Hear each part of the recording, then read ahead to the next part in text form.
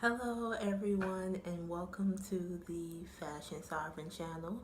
For those of you who don't know, my name is Cassandra and today we're going to be doing a video about books.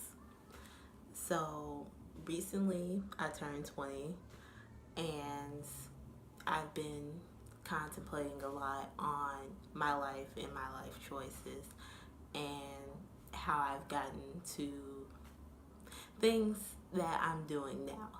I'm in that stage of life where I'm questioning everything.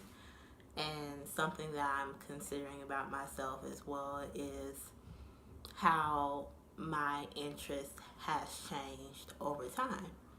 And something about me is that since since I was a little girl, I enjoy reading books. I was an avid reader when I was younger. And as I got older, I started to read less and less because, time got shorter. I've gotten more commitments, going to school, working jobs, and that left less time for me to not only read but do other hobbies that I was interested in because I had other things that I had to focus on. So I started to read less and less. And over time, I just sort of stopped reading at all. Like, I would pick up a book and I would like read a few chapters of it, but I would never finish it. Like, I have a bunch of books that I own that I've started and haven't finished. So something that I've been considering for a little while is reading some books from my childhood because I wanted to see if they still stand the test of time and if it's still something that I would enjoy today as much as I did as a child. So I thought about some books that I read as a child that kind of stuck with me over the years, and I picked up 4 of them from the library. These are the 4 books that I picked. So I picked James and the Giant Peach, Esperanza Rising, A Series of Unfortunate Events, the first book, The Bad Beginning, and lastly I picked Where the Sidewalk Ends by Shel Silverstein. So I have a few different reasons for why I picked each book, but pretty much they're kind of the books that stuck with me over time. They're the books that I remember reading and enjoying, and I would like to see if now, as a 20-year-old adult in 2019, if these are still books that I would love. So for the next couple of weeks, I'm going to be reading these books and seeing if my perspective has changed from it. So yeah, if you want to see my thoughts, definitely stay tuned and let's get started. Today is February 6th. I've collected all the books and I have them right here. So I'm going to tell you about each book, what they are, the titles, etc., etc. And then we'll get this show on the road. So the first book that I have is James and the Giant Peach by Roald Dahl. And pretty much, if you don't know what James and the Giant Peach is about, it's about like this kid named James, and his like parents died or something, and he has to move in with like his aunt and uncle, and they're like mean and everything. And then after that, he finds like this giant peach that just keeps growing and growing, and he goes on like this grand adventure with like this giant peach and some insects. It's been a long time since I read the book. I read it once, and I read it in 5th grade, and it was funny. The funny story about this book is that I read it all in one day. I mean, it's a short book, it's not long, but I remember when I was in 5th grade, I had to do a book report about this book, and I forgot until the last minute, so I spent an entire day like reading it And I enjoyed it. I liked it. I still remember it after all these years. Like, not everything, not all the details, but the general gist. And I remember really liking this book. So that's why I picked it for this, because, I wanted to see if I still like it. So let's see what happens. And the next book is pretty special to me because I first encountered this book when I was in fourth grade, and my teacher, Miss McKinley, I remember like she picked up this book and she would she would read like a bunch of different books to us, to be honest, but I remember this one the most because it was the first time that I ever encountered like a riches to rags story, and it was, I don't know, it's just something that stuck with me after all this time. So is Esperanza Rising by Pam Muñoz Ryan. And pretty much, like I said, the reason I picked this book was because, I remembered it after all this time. To be honest, it is kind of a book that stuck with me because it's the first time that I've ever encountered like a riches to rags story. Usually, the typical thing that I usually see is where someone goes from rags to riches and they're getting money.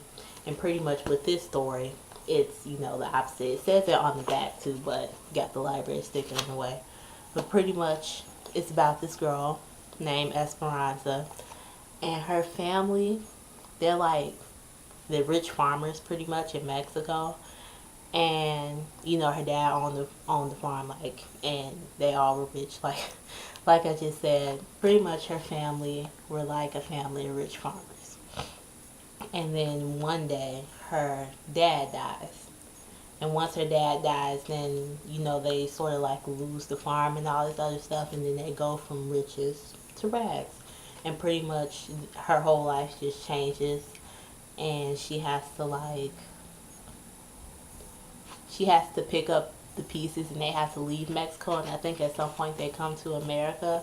Like, I haven't read this in a long time, probably since like sixth grade. I reread it then, so I'm just going based off of my memory for these books because I don't want to like read it and then find out little details that I forgot just from like the synopsis. So I'm waiting until I actually get into them to start really diving into the details. But that's the general gist of it.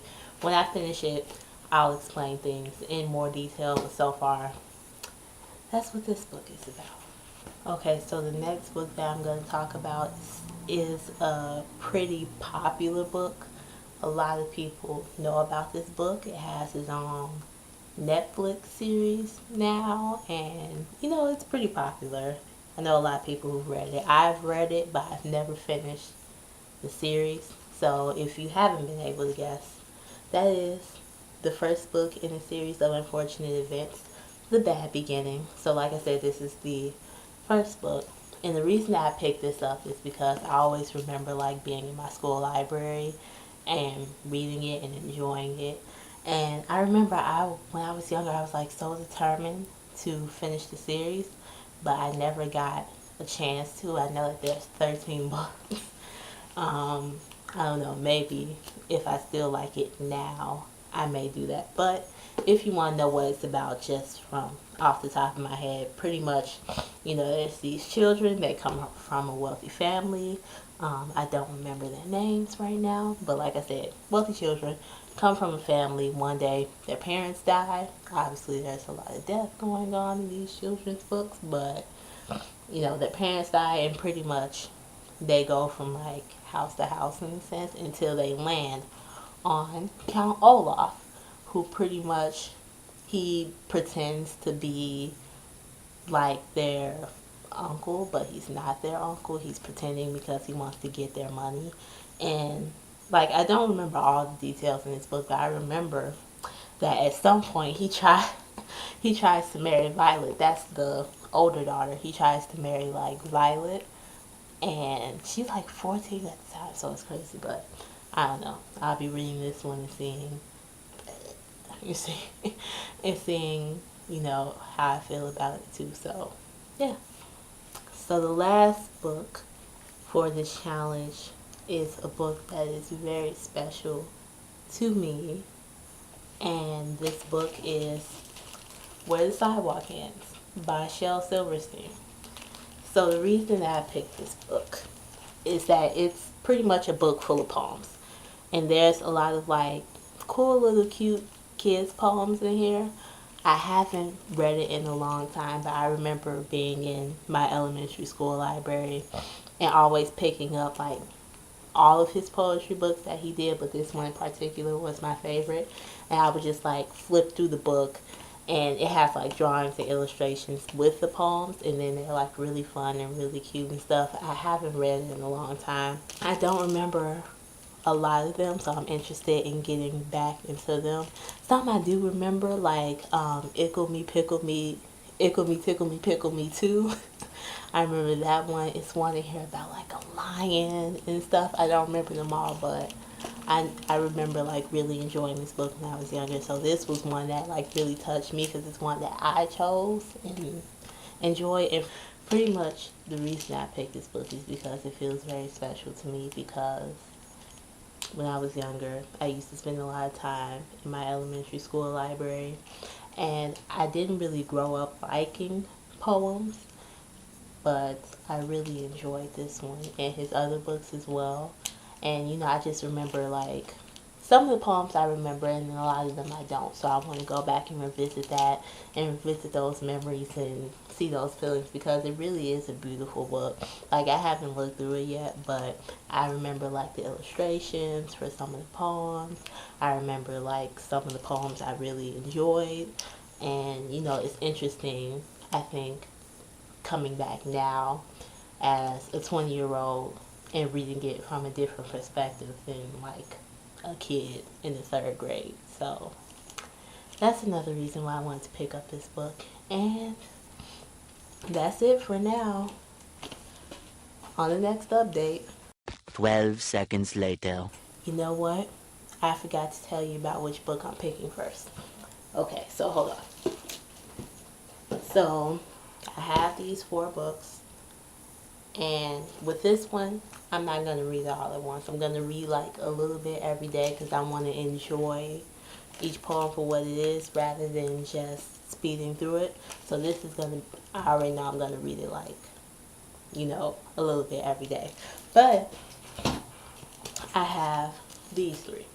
So I have James and the Giant Peach, Esperanza Rising, and The Bad Beginning. So I'm going to, how should I do this?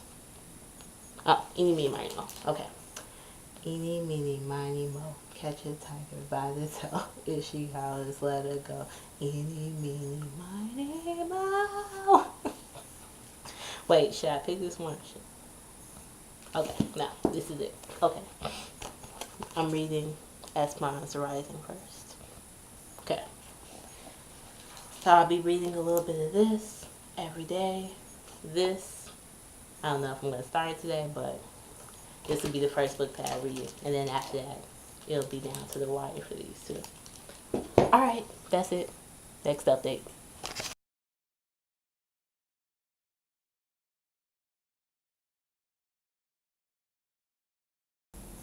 Good morning, everyone, or good afternoon or evening, wherever you are. It's morning for me. I wanted to give a quick update.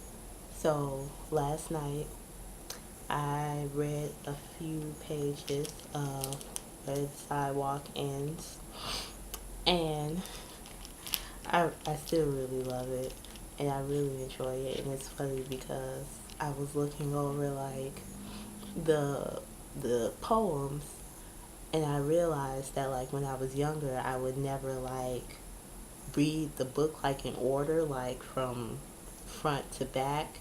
I was reading it where I was like flipping through and finding whatever page seemed interesting, and then I would read that one and then like move on to the next one. So yeah, but anyways, so I started reading some last night, and I got really into it because like the poems, they're really addictive in a way that like you can easily flip through and keep reading them. So I had to stop myself. I stopped around like page 35. But as you can see, I marked some of my favorite ones. So I have a few. I don't know how many I'm gonna have by the end of the book, but there's a lot of good ones. Um, I I saw the poem with the lion, like I was telling you guys about. Hold on. Here's Ickle Me Pickle Me too. Here's the one with the lion. Oh, it's dark in here. Now that one is a really funny one, and I really enjoyed it. But it's one that I read.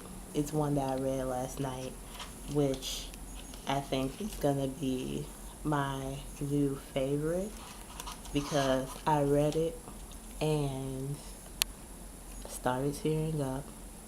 I almost cried.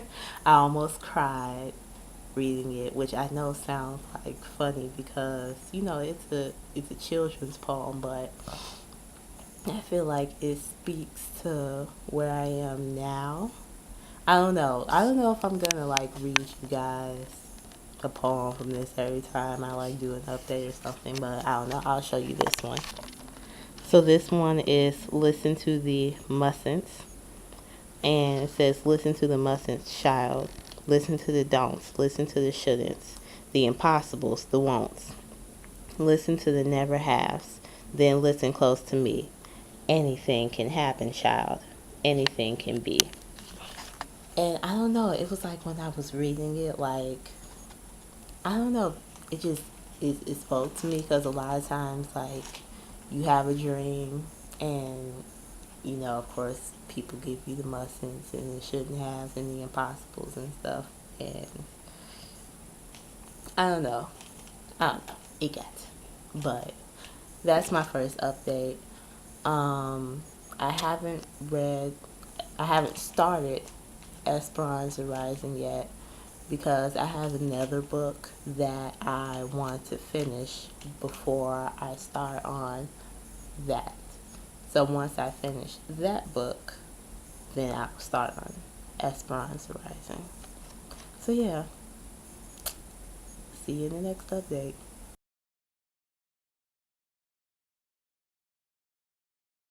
Okay, so here's the update so far. Um, I haven't started Esperanza Rising yet. I finished the book I was reading. I didn't like it, but I finished it.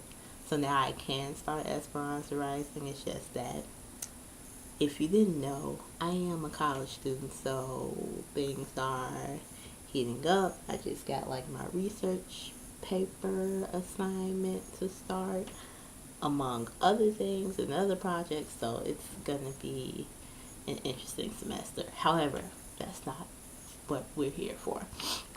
So, quick update.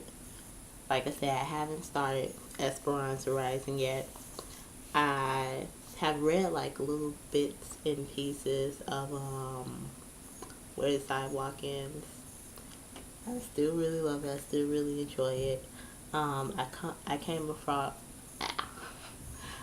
across a few more poems that I have really enjoyed and really liked. I wouldn't say they're my favorites, but I think that they are pretty interesting for a children's poem book. Maybe I'll show them to you. Um, I'm not going to read one. I don't have the book in front of me. I'm just sitting on the ground. And I don't feel like getting it. But that's the end of the update for now. I'll update you later. Or soon, hopefully. Bye.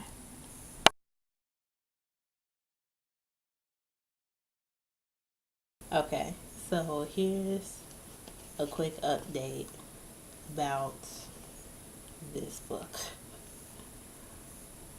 So, I started reading it about like a week ago. I haven't really read it since then. I picked it up once and haven't picked it up again because it's a heavy book. And it's funny because even though it's an elementary book, it's not heavy in the sense of where it's like dark themes or anything, but it's like it's a lot that's going on, and I'm only on page 64, and it's a lot that has happened so far, and I haven't been in the mood to read a book like this, so I haven't really picked it up. So, I mean, I'm gonna finish reading it. Probably not today, but I'm gonna finish reading it, and then we'll see what happens then.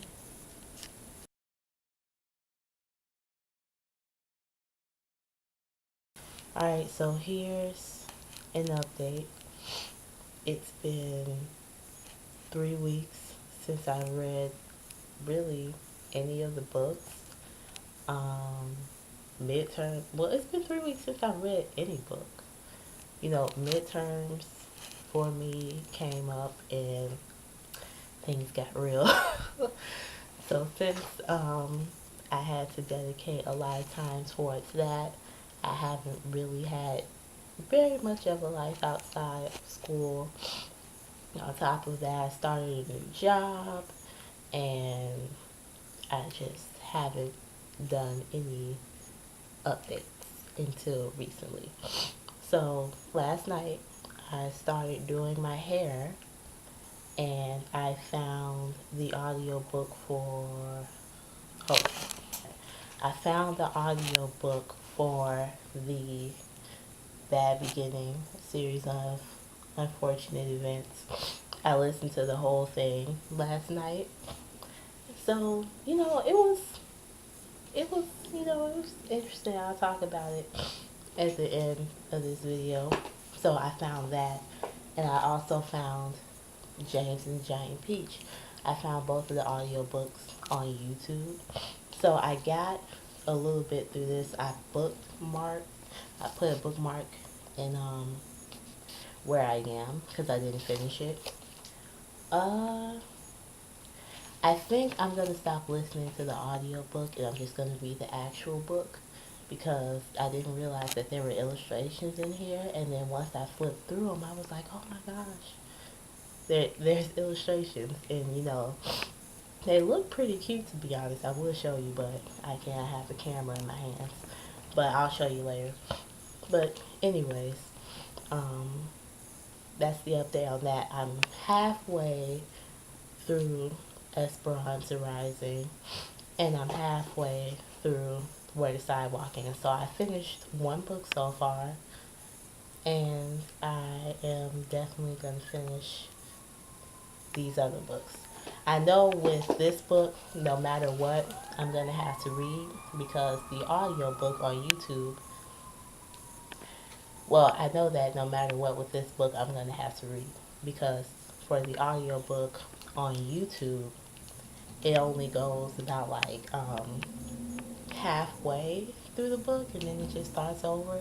I was reading the comments and a lot of them complained about that. So either way, whether I get to that halfway mark on the audiobook or whether I just read it, I'm going to end up reading this book either way. And it's not really that long. It's actually pretty short. So, I mean, as you can tell, it's not that long. Neither was The Bad Beginning either. But I I have some thoughts. Um, Today I still have to finish my hair. It's not done. That's why I have bonnet on. But I'm gonna go to the store. I'm going to get my hair that I need.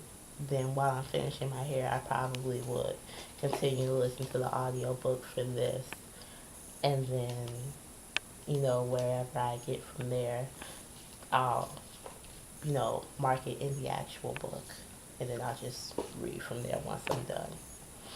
And yeah, that's the update. Um, yeah, I haven't really been able to like seriously film because life is life is a lot. I didn't realize this video was gonna take so long. Not really by my own plan, but just by how things happen for me. You know, when I started this video, I literally just got a new job, so I'm adjusting to that. I am in college, so I'm doing college work. I'm a full-time college student and working a full-time job, so yeah, there's not really a lot of extra time on my hands right now, but I want to persevere. I want to get through it. I want to, know how I feel about these things now. So, yeah. All right. That's the end of the update for now.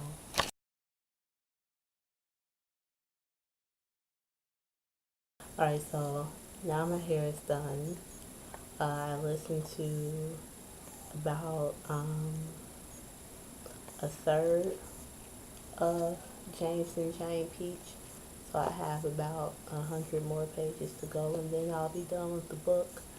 Um, no progress on the other two. I have not finished Where the Sidewalk Ends or Esperanza Rising, but I'll be finishing those soon. But you know, thanks to audiobooks, I made a little bit of headway. So yeah, and I'll give my remarks at the end of the video.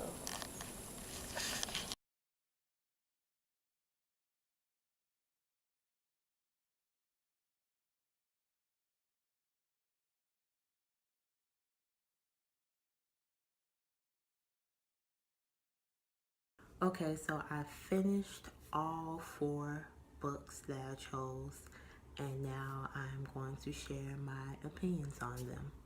So I'm going to go in order of completion, so with the books that I finished in order, not really the way that I read them. So first, let's talk about The Bad Beginning by Lemony Snicket, the first book in the series of unfortunate events. Overall, I really like this book. I think while reading it brought back some of that same excitement that I had while reading it as a kid. And it was really cool to see that I still can enjoy reading that book, now as an adult 20 years later. One of the first things that I liked about the book is that you can still see that they are kids. And what I mean by that is that when you're reading the book constantly reminds you oh, they can do these things. They're so smart, they have these talents about them that, they can be able to do. And even though, yes, they had these talents that kind of made them different from other kids, you can still see that they were children. They still had moments that they reacted like children or had a childlike emotion. And I thought that this was done really well when there was this scene where things were coming down to the wire. We were reaching the climax of the book, and Klaus had to get a really important item. I'm not going to spoil it for anyone who wants to read the book or who hasn't seen the series. I haven't seen the Netflix series. But anyways, Klaus had to get a really important object. And this object is going to be in a sea of objects. Not only that, but he didn't really know what he was looking for, and it was getting down to the wire, and he had to pick something in a few seconds. So he picked something, and we as the readers don't really see what he picks until it comes up later in the book. And I'm like, oh my gosh, that was so smart. It was so cool that he did that. But the reason that I say that it shows that he was still a kid, because while it was smart that he made that decision, he had another thing that he did that I personally think showed that he still had a childlike mindset. Because I'm an adult with a fully fleshed out plan would not have done the thing that he did following that, but he still did what he did. And it didn't change the course of the book, but it was an essential part of the book and what happens next. So I like seeing that. I like seeing the balance of them being these smart children and also still being vulnerable at the same time. Another thing that I liked about the book was that they surprisingly dealt with grief really well.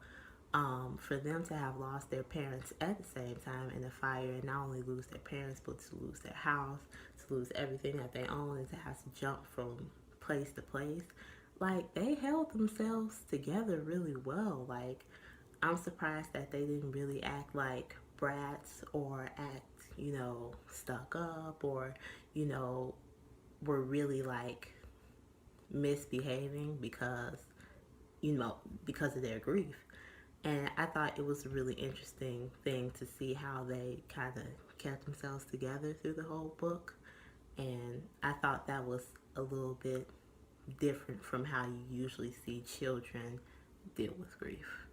And another thing that I liked was the fourth wall breaks. I really enjoyed reading the book where the fourth wall was broken, where the narrator would come in and he will speak to you, the reader specifically, and say like little things like, oh, we know that that's not what this word really means, or we know what's really going on. I love the building of dramatic irony in the book, and I love it where you as the reader know that something's going to happen and the character doesn't, and you're just sitting there and you're watching it build and build, and you're like, no, this isn't going to go how you're thinking. And then once you see it come into fruition, I love that in books. And I think that this book, it had a little bit of that, and mainly you see it with the fourth wall breaks, but it was still something that I enjoyed reading. Alright, so now I'm going to talk about some things that I did not like about the bad beginning. So first off, at the beginning of the book, we're told that, Violet, Klaus, and Sunny, the Baudelaire, I don't know how to say the last name, but the children, they all have these special like talents about them, in the sense of where Violet, she's like an inventor, and anytime she puts her hair up, the gears are working in her head, and she's figuring out how she can invent something. Klaus is just really smart, and Sunny likes to bite things. So throughout the book, I felt like we saw more of Klaus's and Sunny's talents. Sunny's a baby, so we saw her like biting things all the time. And Klaus, I feel like Klaus got the chance to really shine and use his wits about him a lot, whereas Violet, we didn't see a lot of her talents, and I would have liked to see that more. I would have liked to see her inventing something, and we didn't really see her have a big moment until the end. And I thought it would have been cool to see things happen like more throughout the book. But it's one small thing. It didn't take away from my enjoyment of the book, but it's something that I personally noticed as a reader. And the last thing that I would say that I realize now as an adult reader, and that I didn't realize as a child, was that so many people failed these children. And what I mean by that is there were so many instances in where you could tell that they were getting in a bad situation. I feel like if a child is telling you, I'm not comfortable in a certain place, or something's wrong, then people should listen to that. And there were a lot of people who didn't. More specifically, Mr. Poe. Because Mr. Poe for a while was supposed to make sure that they were like guided well, pretty much, like made sure that they were adopted, made sure that their upkeep was okay, and look over like the family's money. But when they came to him and when they saw out to him and were telling him like, hey, we're having issues with Count Olaf, we're not comfortable here, he didn't do anything. He pretty much just said, oh, well, he's your dad now, so you just have to deal with it. And for me, that made me mad, because I'm like, no, you're supposed to, handle that. You're supposed to deal with that, but it's my own thing. And also, on that point, I feel like all of this in the book, and continuing in the entire series could have been avoided if their parents didn't screw them over. And what I mean by that is, at the beginning, when they're finding out that they're going to be adopted by Count Olaf, there's this like clause in their in the family's will, in the parents' will, that pretty much, in the event that if they died, which they did, that if they died, then they would live with the closest living relative. And it didn't specify like any immediate relatives or anybody that they knew. It was just the closest relative, no matter how distant down the line they may be. And this is where Count Olaf comes in, because he is their closest living relative, and he's like their third cousin, twice removed, something like that. But he's there's no like real connection, or no real family connection, or no way that they really know Count Olaf. And that was something that I felt was the parents' fault, because I felt like if you're going to have your children be adopted by someone, then it should be by someone they know. And from what I'm remembering, as a child, I read up to like the 4th book, and they go to other family members that they know, but they didn't know them either. So my question is, like, when they were growing up, were they only around their parents? They never got to meet any of their other family members, like any of their aunts, uncles, or anything like that, because they're just landing with random people as they go along in this series. And I'm just confused, because I'm like,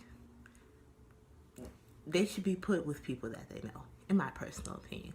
But that's just me bringing some real world knowledge into it. It is a book after all, but that is something that I thought about after reading, and I just realized that all of this could have been avoided if people just thought through things more. Overall, I did really enjoy the book. The things that I didn't like about it did not stop my enjoyment of the book. I'm not sure. You know what? I think in the future I may possibly continue to read the series. I don't know if I will finish the whole thing, but I'm interested. I'm intrigued in seeing where it's gonna go. I don't remember much about the rest of the books that I did read, so it'll be cool to see how the story progresses from there.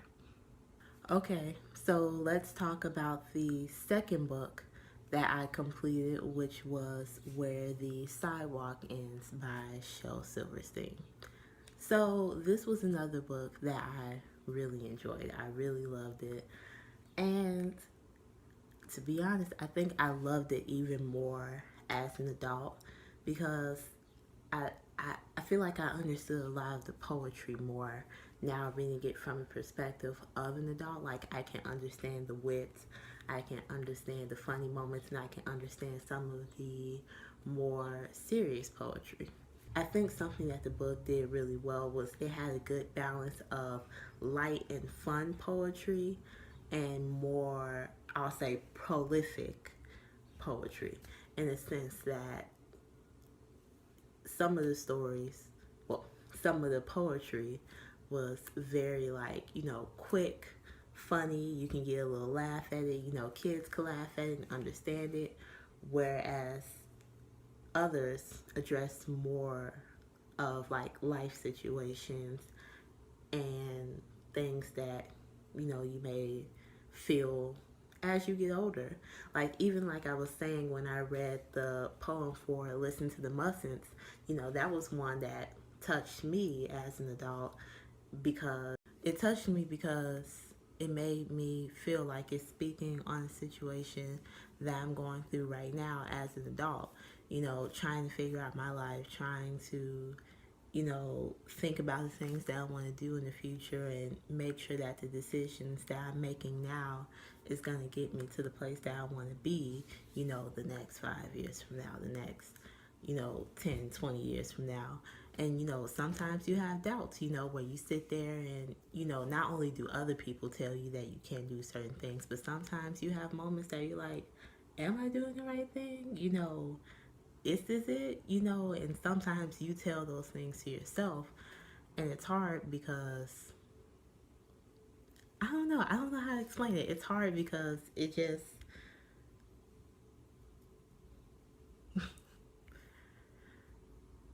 it's hard because it puts you in a place of uncertainty.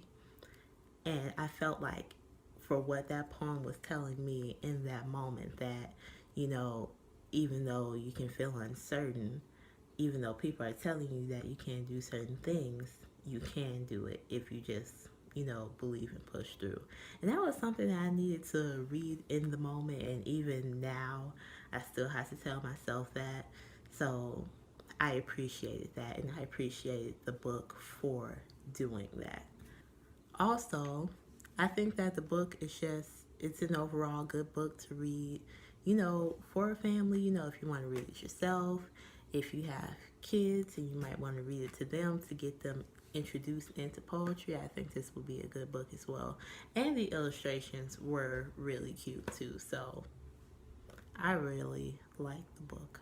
It's still a favorite of mine as an adult. Now let's talk about Esperanza Rising. So this book, I think, is a really good book for children of a certain age. If you I would say if you have a child that is starting to become socially conscious or socially aware, and you want to start teaching them about these different, I would say if you have a child that you want to start to become socially aware, or you want to start teaching them about different issues, especially regarding income and the different ways of how money affects different groups, then I think that this will be a good book to start them off on. Esperanza Rising deals with so many different topics, and I think that personally, I believe that if you feel like you are ready or your child is ready to read a book like this, then I think that's a good book to read. I think that's a good book to have discussions about.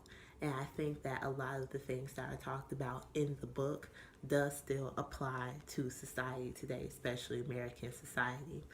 And that's something that I really do appreciate about this book, even though even though my enjoyment of it has wavered, which I will talk about. I do think that this is still an important book to read now in 2019 as it was when I read it in the fourth grade, fifth grade, whatever time it was. I would say that there are a lot of good things about this book. Like I just mentioned, it is really good for seeing the differences of how people are treated based on their income and how life is completely different for you based on your income. Because our main character, Esperanza, she starts off as, a rich teenager. She has a very comfortable and custom lifestyle, and literally overnight that all changes. And I think that seeing the change of going from extremely rich to extremely poor is it's a really interesting thing. And I don't think that what she experienced is too different from the way that our society is today.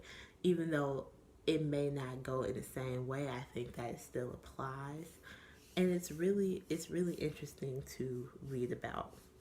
Something that I really enjoyed about this book, as well as the Bad Beginning by Lemony Snicket, is that Esperanza loses her father.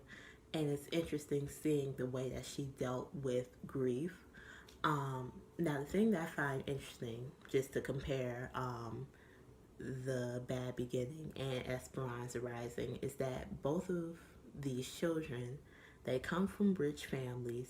They end up losing everything overnight. They go from being extremely rich to extremely poor, and yet they have different ways of grief. Like I said, with The Bad Beginning, they were the children were very calm to me, which I found interesting. Like, there wasn't really a lot of moments that they had hard grief that I felt like you would see. I mean, there were moments that they were frustrated, but it wasn't anything that really changed their character. Whereas with Esperanza, losing her father, becoming poor, having her life changed overnight, you really see how it really changed her. Well, not changed her, how it messed with her, how it affected her grief. And that was something that I enjoyed seeing in this book, because there were a lot of moments as her character development was coming, that she was a brat. And, you know, not just being a brat because she was rich or because she lost everything, but also because of the grief of losing her father. Esperanza turns 13, so she is a teenager, which means that she still has a lot of emotional development to do. And you see a lot of times where she's selfish, where she's bratty, where she is inconsiderate. And not to say that that's how she is all the time. You know, she has her good moments as well, but you can see the balance of those two sides of herself. You know, and one of it is because of, you know, her dealing with the grief and literally losing everything. And I thought that it was interesting to see that, and that's something that I enjoyed as an adult reader in this book, because I think that it showed more of the real emotions of grief. Not saying that everyone deals with grief in the same way, but grief as I personally know it and recognize it, I think that it showed that more in Esperanza Rising than it did The Bad Beginning. And I enjoyed reading that. There were a lot of times that I didn't like Esperanza. There were a lot of times that I'm like, you know what, her mom is really calm, because if it was my mom, it would have been a different story. But it was really interesting reading that and seeing that perspective, and I enjoyed that. Okay, so I'm going to make some remarks on things that I did not like about the book Esperanza Rising. And most of the issues that I have with the book comes from the halfway to the end, from the halfway mark to the end of the book. That's when I feel like there was a little bit of a shift in writing for the book. There was a balance of where, you know, these quick events would happen, and then we'll have a slow period of their reaction, and then it'll happen again, and then a slow period. And I feel like the beginning of the book balanced that really well. Whereas near the end of the book, it became really stagnant for me. I felt like there wasn't a good balance of pace. And then that's when my enjoyment for the book started to decrease a little bit. And personally, I feel like the plot was stronger in the beginning than it was near the end of the book, because there was a strong force that Esperanza and her family had to deal with near the beginning of the book. And even though the threat was still somewhat present near the end of the book, I feel like there wasn't really much that drove the plot forward. And near the end, I felt like I didn't really I feel like there was a change in the plot from the beginning to the end, in my own personal opinion. Another issue that I have with the ending, not exactly the ending, but as we were approaching the ending of the book, was that I felt like Esperanza's character development was not being shown to us as the reader. I think in the beginning you will see these crucial moments of where you can understand why she reacted a certain way, or why her character was a certain way, or why she thought or felt a certain way. And as we started to approach the end, it was like she was growing and having a whole coming of age moment, I'll say. But as a person, her thinking started to change, and we didn't really see how. We didn't really see like what situations affected her thinking. Um, there was a moment in the book where there's a girl named Isabel. She's like 8. Esperanza is 13. Isabel is starting school, and pretty much she wants to be like the how can I describe it? I forgot how they describe it in the book, but pretty much it's like the like a queenly title for the class, like being imagine like a prom queen, but for an eighth, a 8-year-old. And Esperanza commented about, how Isabel wasn't going to get it because of her race, because of her being Mexican. But there wasn't, like, Esperanza didn't have to deal with these issues before. So I was confused on where she got this understanding from. Like, there was a moment in the book, where someone told her about racial issues, but it didn't really feel like it was a moment of like her understanding it and it being established and it becoming something that changed her thinking. And that's just my own personal like nitpick with the book. I wish that we would have continued to see more of that character development near the end, and I felt like we didn't get that. A final critique that I have about the ending of Esperanza Rising was that I felt that as we approached the end, the book tried to deal with way too many topics. In the first half of the book, I felt like there was a clear understanding of what this book was going to talk about and what the issues were. And from my understanding, it was pretty much mainly just about like her change from becoming rich to from being rich to becoming poor, and pretty much the themes were going to be related to income and the life of a poor citizen versus a rich citizen and things like that. Very clear, very understandable.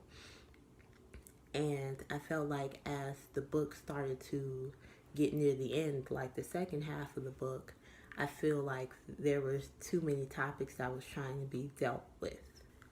Like the book started to talk a lot about citizen rights, slavery, Mexican deportation, so many different things, which I do think is important to touch on, but I feel like there were moments that was kind of thrown in and I was kind of shocked, like, hold on, I feel like the book I felt like the book couldn't properly address these topics because it was talking about it so quick near the end.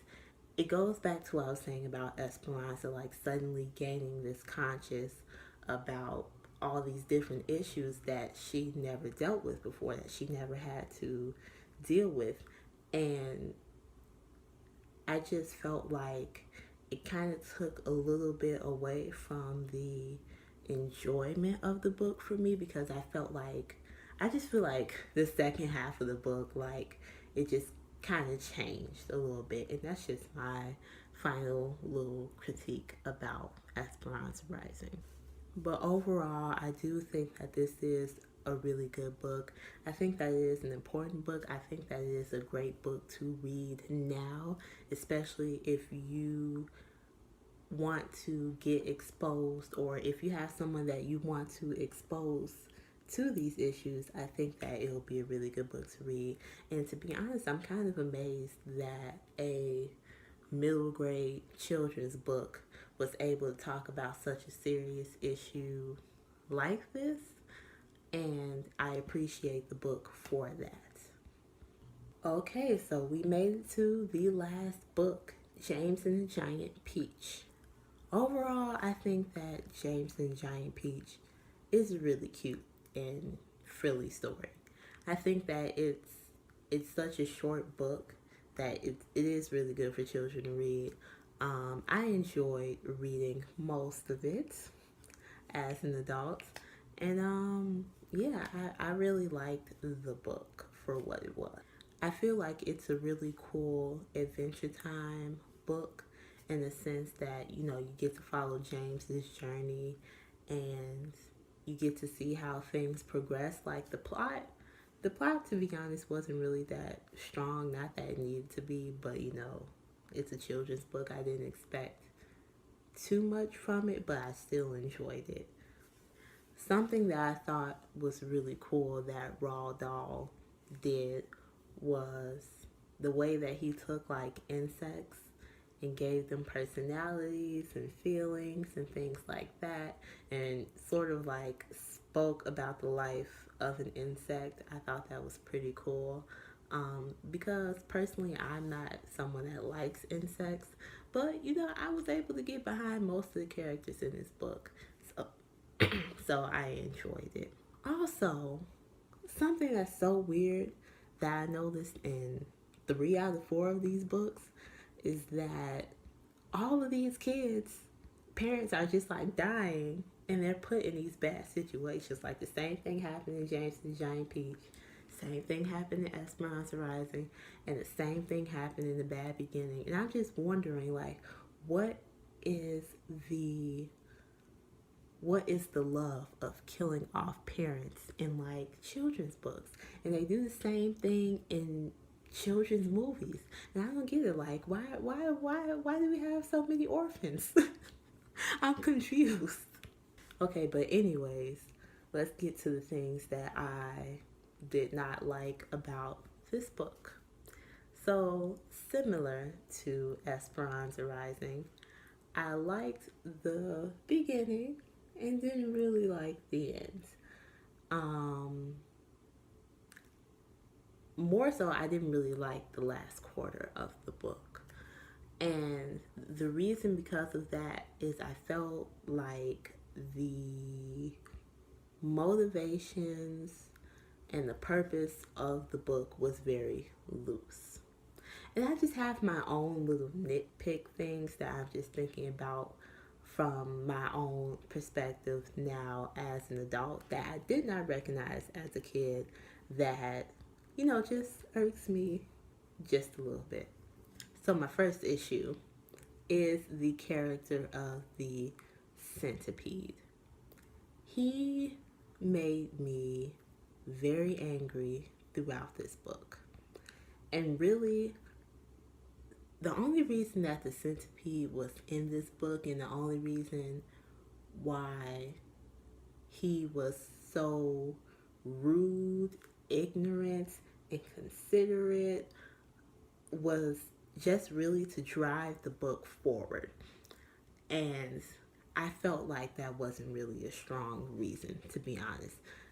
Like, the centipede was really rude to James from the very beginning. And James was more than courteous, more than helpful to all the characters, especially the centipede. And no one really liked the centipede. But to be honest, like, I never thought that I would say this, but I was feeling the earthworm, because there was some stuff that was happening to the centipede, and the earthworm was like, serves you right. And I'm like, yep, because I just, when I think that when you mistreat other people, and you know what, I take that back.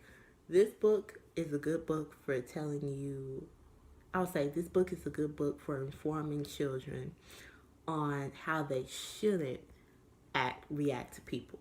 The centipede ended up getting them into a lot of situations, and James had to be the one to save him. And I'm thinking from my own personal standpoint, I'm like, I would not save the centipede, because really the main reasons that they had issues was because of the centipede. He did so many things that was just like, situations could have been avoided if he wasn't there. But at the same time, the book would not have been driven forward if he wasn't there. So I understand his purpose. I just did not like him.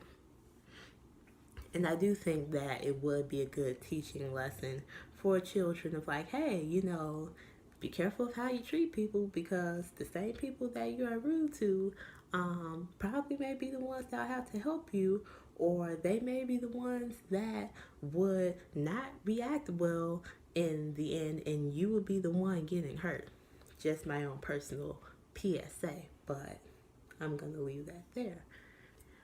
And personally, one thing that kind of made me not like the last third of the book was when they were flying in the sky on the beach, and pretty much, they saw these cloud people, and the cloud people were like in the clouds, and they were like learning to make snow so that way they can get ready for the seasons changing. So they were learning to like make their own balls of snow and learning to like let the snow fall and stuff. They're just doing nature's good work, just doing their jobs. And I'm just sitting here like, reading it. The centipede. He had to just go and make fun of the cloud people, be rude to them. He did, I forgot exactly what he did, but pretty much like he got their attention, said something really rude, and then they reacted, and rightfully so. They started attacking them on the beach, and that was just what they deserved. Not all of them, but mainly the centipede. And all of that wouldn't have happened if the centipede wasn't a jerk. And I just, in that moment, like, I felt bad for the cloud people, because I'm like, they're just sitting here, they're just trying to work, they're just trying to do nature's good work, they're just trying to make sure that the seasons change, make sure that they're prepared for the seasons change, and you have this, centipede over here that didn't even have 100 legs to begin with. You have the centipede over here wanting to talk trash about you when they don't even do anything. And I felt that. I felt that in the moment, and I was mad about it. So, yeah, that's my own nitpicky thing that kind of took away my enjoyment of the book, but hopefully it doesn't take away your enjoyment of the book if you decide to read it. It's just my own personal thing. And overall, I felt like James and the Giant Peach is a nice little fun, quick read, but it didn't really do anything that felt substantial to me or felt like it was good to me now. And I don't know, it's a fun read if you have children, or if you want to read it, or just really for anyone. So I would recommend it for that.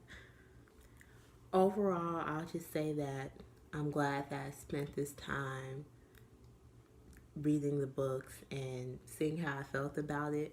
And something that I realized from reading these books is that it's not really the book themselves that left an impression on me like as being a favorite book, but it's more so the memory that was associated with each book. Like for Where the Sidewalk Ends, when I think about that book, I think about the days that I spent in my elementary school library, picking the book up, reading it, flipping through it, loving the illustrations, and just enjoying the book, and getting my early start in reading. And when I think about Esperanza Rising, I think about Miss McKinley, who was like my favorite teacher at the time, about how she would sit us down on the rug and she would read the book like out loud for us. And I remember having that feeling of just enjoying those moments. And that's what those books have represented for me. And even though now as an adult, I can be able to judge them more clearly and I can have more of a substantial thought about them, I think that it is still pretty cool that after all this time, some of the books have still left. After all this time, those books have left an important feeling for me. And I appreciate that, you know. I appreciate having those moments. And not only that, but now I can be able to share these books, you know, with my nephews, you know, who they're learning to read and they're going to grow up and they're going to learn about some of these different things. And it's cool to be able to see how they're going to grow and how the experiences that they'll have with these books as well. Doing this challenge, I think that it really made me reflect not only on how I felt about the books, but the changes that have happened in my life as well. And I think that it's amazing to think about where I thought that I would be when I was reading those books, like as a child, like what I thought life was going to be like, and how it has progressed into now.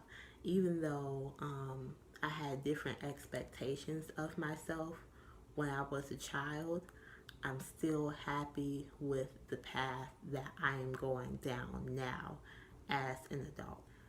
Like I said, you know, at the beginning of the like the challenge or whatever, my life has pretty much changed a lot in the past few months. You know, a lot can happen in, you know, a week, a month, a year, even a day. And I felt those changes. When I started this challenge, I was only in school. So, you know, I was just a college student. And throughout this time, you know, I landed a new job slash internship, and it's a really amazing one, and it's one that's like a once in a lifetime experience in my personal opinion. And I'm so thankful for the blessings that I've received and the changes that I'm making and the things that I've experienced and that I've went through to get myself to this point. I think that,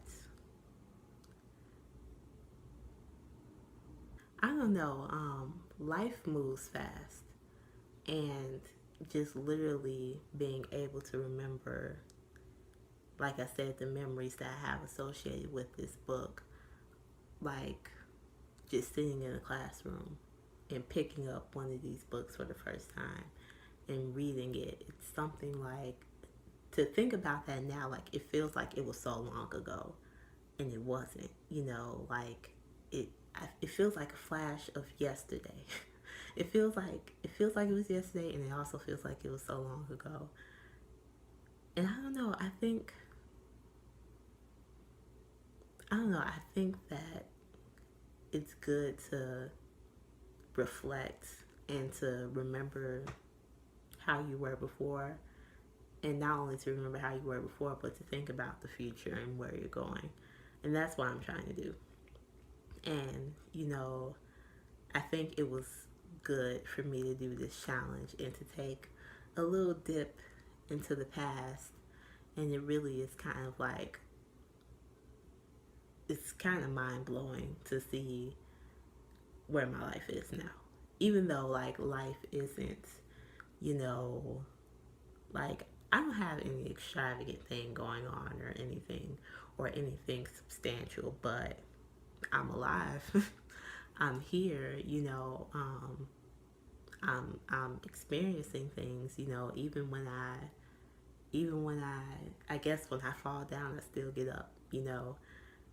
I don't know. I'm just rambling at this point, but thank you for watching this video. Thank you for sitting through this long video. If you did sit through the long video, I didn't expect it to be this long, but it is. I have a lot of opinions. I have a lot of things to say.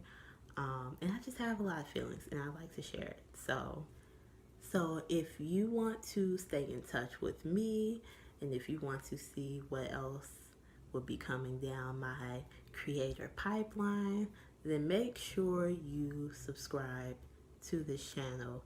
This is the Fashion Sovereign channel. Welcome if you're new. Most likely you are, because I don't have a lot of followers, well, subscribers. So, welcome to you guys. Make sure you leave a comment below. Tell me about your favorite childhood book. Tell me about if you would still read it now, and if you think that you will possibly still have the same feelings about it. Or tell me about a book that you didn't like a child, or a favorite childhood movie. I don't know. Something from your childhood. Tell me about that in the comments. Let's talk. If you want to follow me anywhere on the internet, make sure you can follow me right here on this YouTube channel. You can follow me on Instagram. You can follow me on Twitter. I have a Twitter account now. You can follow me on my website, thefashionsovereign.com. All of my social media handles, my website, everything will be linked down in the description bar below. So make sure you hit that and see all of the information that is down there. And yeah, I really don't have anything else to say.